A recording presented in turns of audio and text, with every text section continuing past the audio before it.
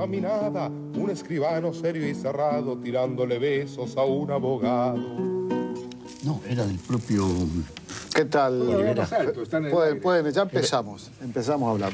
Bueno, con nosotros ya se presentó solo Federico Lupi, gracias por estar aquí, Café Las Palabras, que se ha transformado en Picada Las Palabras con tu presencia, honrando ese prestigio que tenés en materia de...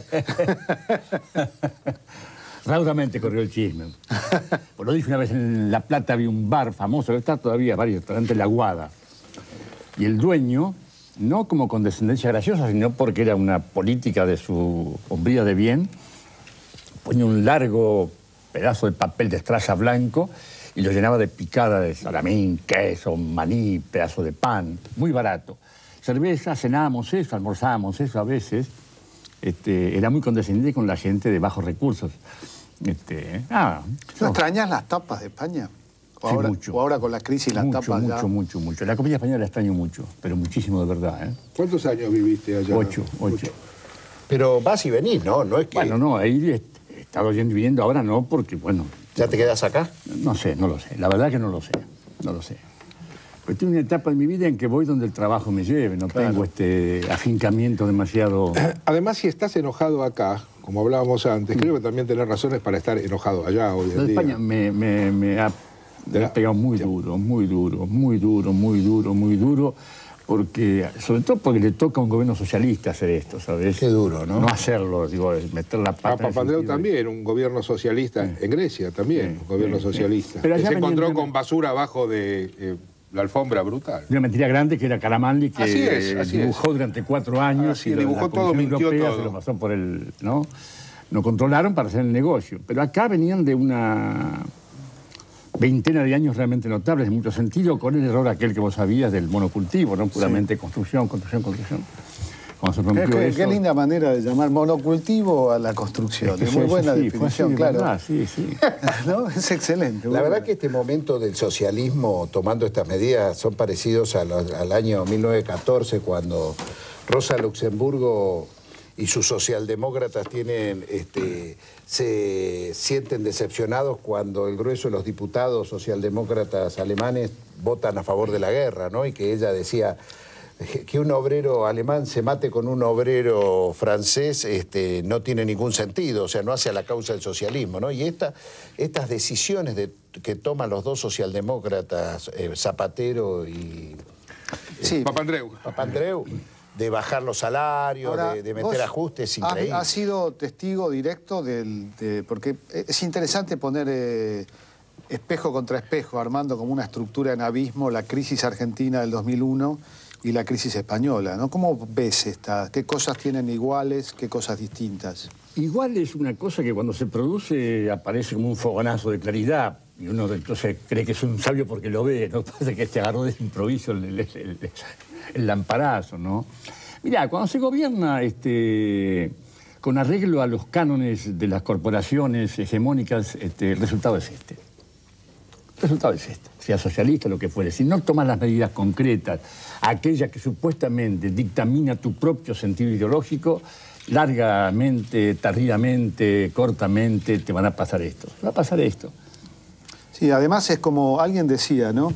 Creo que fue la presidenta, dijo antes de ayer en Barcelona que las Naciones Unidas se mueve con las consignas de Bretton Woods, que es algo así como si los empresarios estuvieran aplicando en sus empresas la receta de los abuelos. Exactamente lo mismo, exactamente. Y le tratan la anemia con extracción de sangre, es decir, es medio un disparate. A mí me asombró mucho los viajes que hice a Madrid, a Barcelona, los últimos 20 años, 15, 20 años, la idea de los españoles que se sentían como si tuvieran la vaca atada, ¿no? Sí. Y estaban con sus puros, exultantes, en una cosa superficial, se olvidaron de lo que eran.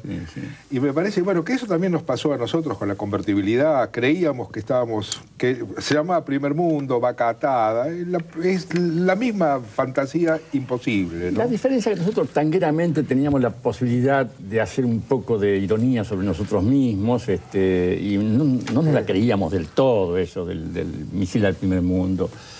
El español estaba y está convencido de que ellos por una razón muy normal también, ¿no? Son Europa. Es un país que viene del imperio, o de muchos imperios de largos siglos de preeminencia en Europa, ¿sabes?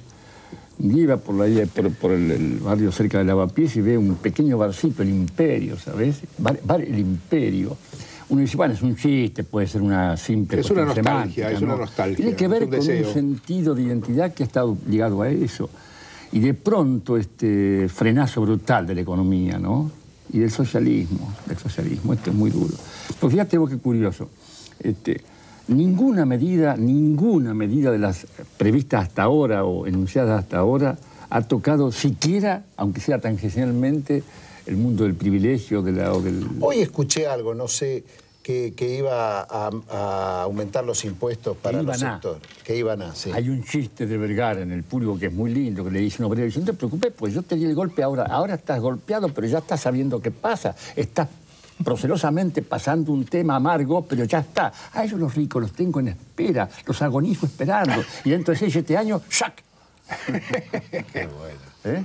No, hoy se habló que iban a poner rentas extraordinarias a los que posean más de 1 millón de euros. Por lo menos lo publicó El País ayer. Un tiro para... Pero bueno, no sé, no se sabe. Es nada, uno quiere descubrir engrudo todos los días pensando que tu propia indignación va a calmar algo las cosas que te pasan, pero no es así. Sí, además ni siquiera, digamos, que ni siquiera el modelo socialista o los socialistas europeos han tomado la lección de alguien que no fue socialista, que fue Roosevelt. Exactamente. Y el New Deal. Exactamente. Que en realidad es el gran maestro de la administración de la crisis con intervención del Estado. Nosotros no citamos ni a Lenin ni a Marx, citamos, cuando hablamos a 2 personas, a Keynes y a Roosevelt.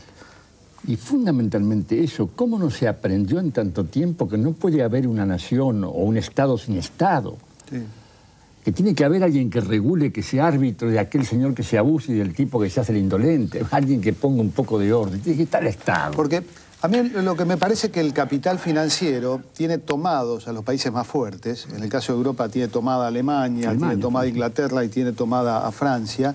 Y ahí es donde va a haber chivos expiatorios. Grecia, España, el vientre blando de Europa, como decía Marx. Agrego a lo que dice Federico, un Estado, pero un Estado que puede tener una política monetaria.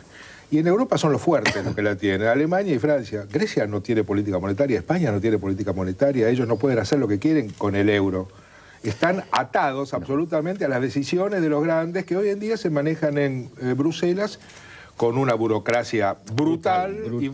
Y yo estaba pensando el otro día, dije, los mercados internacionales son a Grecia lo que la Legión Cóndor a Guernica. Yo creo que fue el ensayo, y ahora empieza el bombardeo grande, donde van a estar, muy desgraciadamente, España, Italia, Portugal, Irlanda y no sé quién más. Porque las crisis empiezan, pero no se sabe cómo siguen. Y me huelo que va a ser mucho más grande de lo que desgraciadamente. Debo decir también que este socialismo español venía ya mostrando alguna flaqueza con respecto a los inmigrantes, ¿no? Durante el gobierno socialista se votaron lo que se denomina las retenciones, que era retener en campos tipo concentración, denunciaban los inmigrantes, a todos los que venían de África, a los asiáticos, y los podían expulsar libremente. Y esto se votó en la Unión Europea con voto de los países socialistas. Sí, esto es una historia viejísima. Los famosos subsidios agrícolas franceses no eran porque a la Francia le interesa, a los campesinos, le interesa que no invadan París, que no hagan Villa Miseria. No hay diferencia, Eduardo, es lo mismo. A los campesinos los mantienen en esos campos de concentración llamados granjas o chacras, pagándole. Y a los africanos los tienen muertos de hambre desde acá. Es lo mismo. La lucha de los inmigrantes... Nosotros estamos acá arriba y no queremos que nos contaminen. Es el famoso miedo que hay acá, de que los negros no se parezcan, no se nos acerquen. ¿Sí? Y ahí está la diatriba de Sanz, ¿no? Claro. Esta que vimos en el bloque anterior.